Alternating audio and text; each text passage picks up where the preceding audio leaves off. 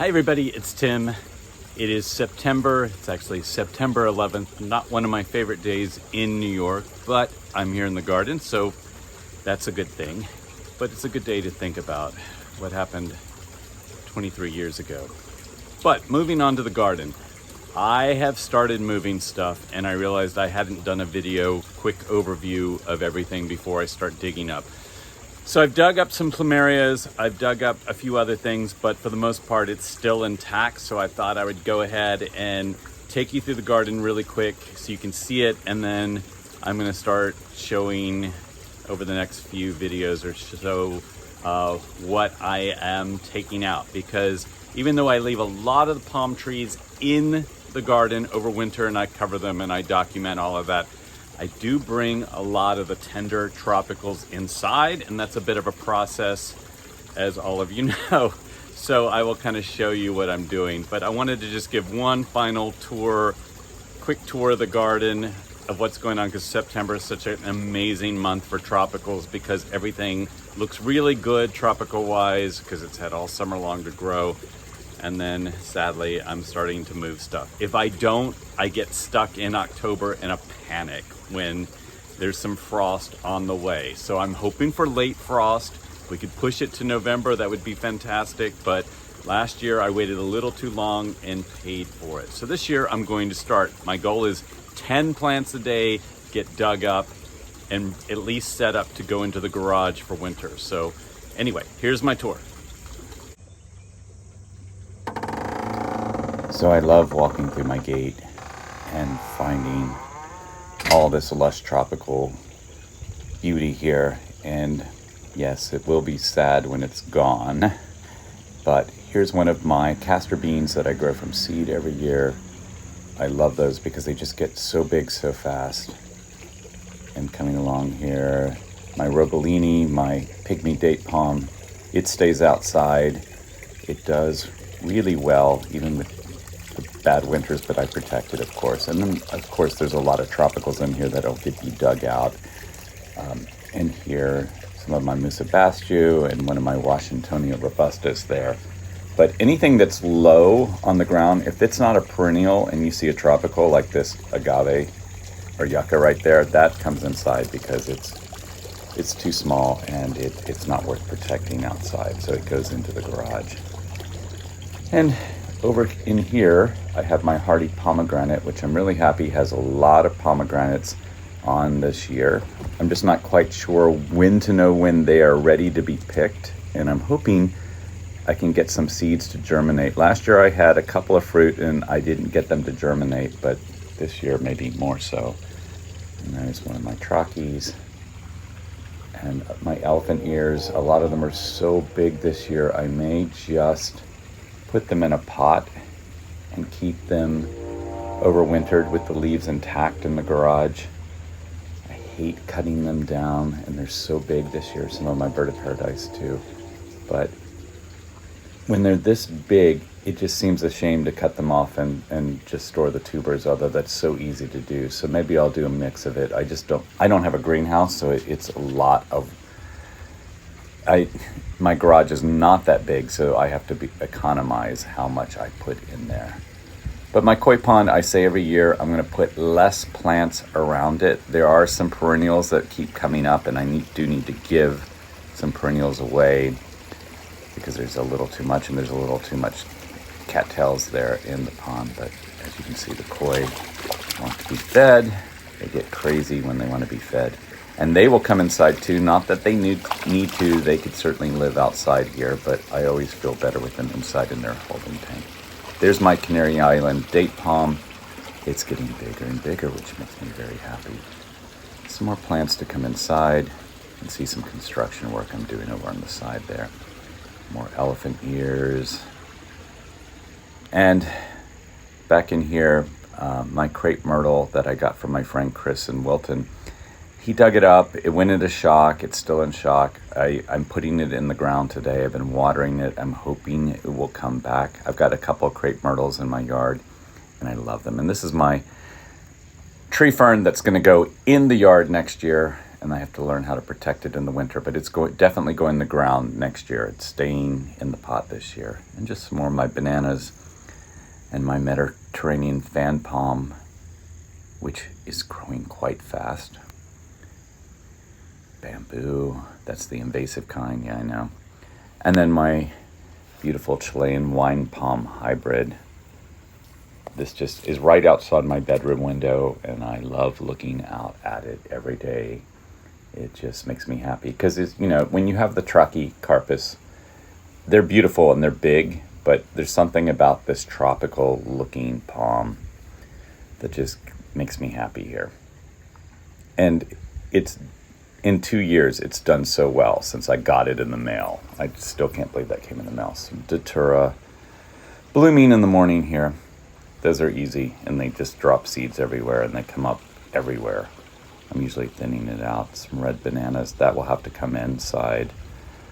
I have a couple methods with those. Some are successful, some are not. And then just some more potted stuff that I have to mess with. And more invasive bamboo on my walk down to the pool. I do have some black bamboo that came in the mail with something many years ago, actually. And it really isn't for this zone. I'm in zone 6B, but it's still alive. I think it's kind of protected by the rest of the bamboo. I wish I'd put it somewhere else, but I like that I have some black bamboo. And down here is, yes, that is a caboose. The former owners ran a bed and breakfast, and that's my goal, is to turn that into a bed and breakfast. It looks great on the inside, it's just the outside needs some cleanup, but I've got to get on that. My vegetable garden down there and my vineyard and fig trees around the flagpole you can't see. And my favorite part of the garden, of course, is the pool area, because that's the most tropical looking with these gigantic, large Trachycarpus and the Hudson River out there. And my big Washingtonia robustas, this one on the right I grew from seed, and it has grown so fast it's actually catching up. There's another one I grew from seed in here, but the other one, that's the house up there, and believe it or not, that used to be all grass on that hill, and they cut it with a weed whacker, and I was like, no. And this is one of my needle palms. I never talk about it. I always forget to do it, but I've got 2 needle palms, and they're growing, and this is my big washi here.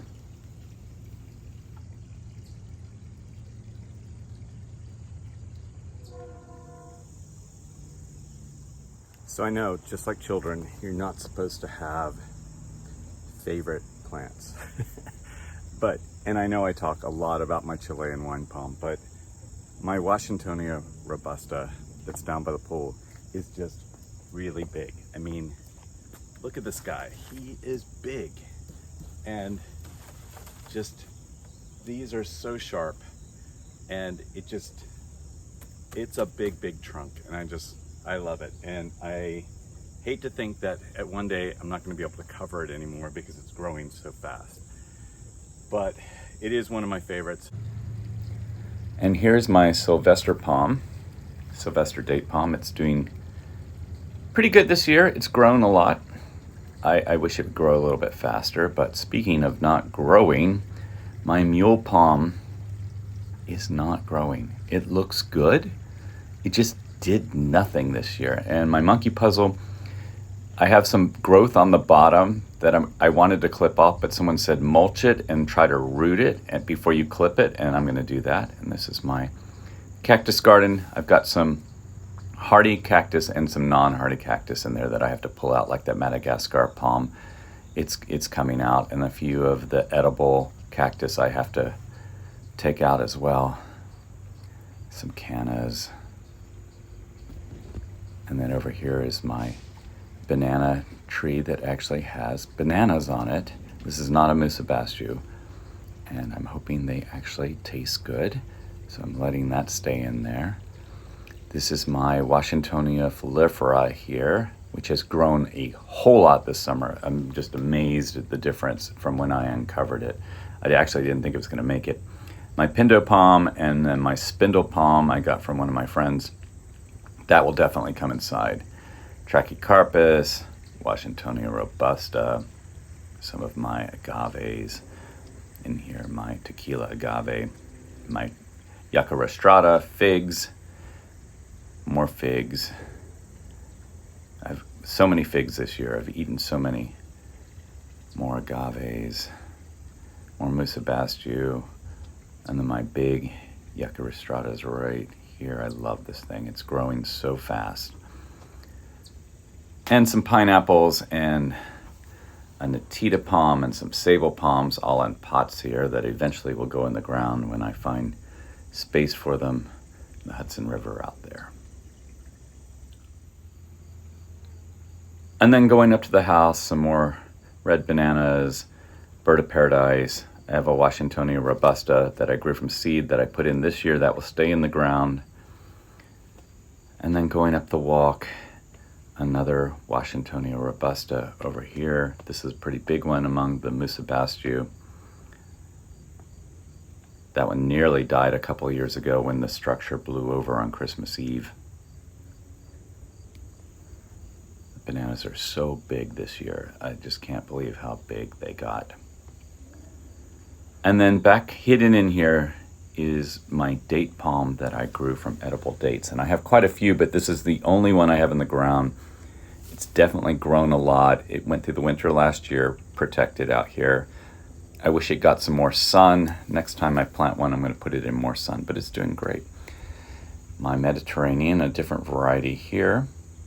And my Chinese fan palm is getting bigger. It's getting a little bit of a trunk now. And then one of my hardy oranges is hidden back in here.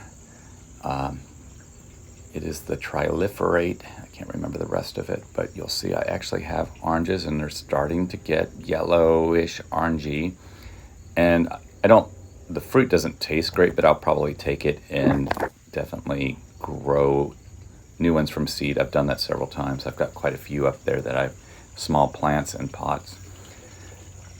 And that's kind of it. So I just wanted everybody to see all of this before it goes away because I'm pulling so much stuff in the next week. And I will video that so you'll see the process. But please like and subscribe. Please ask me questions. I love interacting with everybody. And I learn a lot from what you're doing in your garden too. So thank you for watching.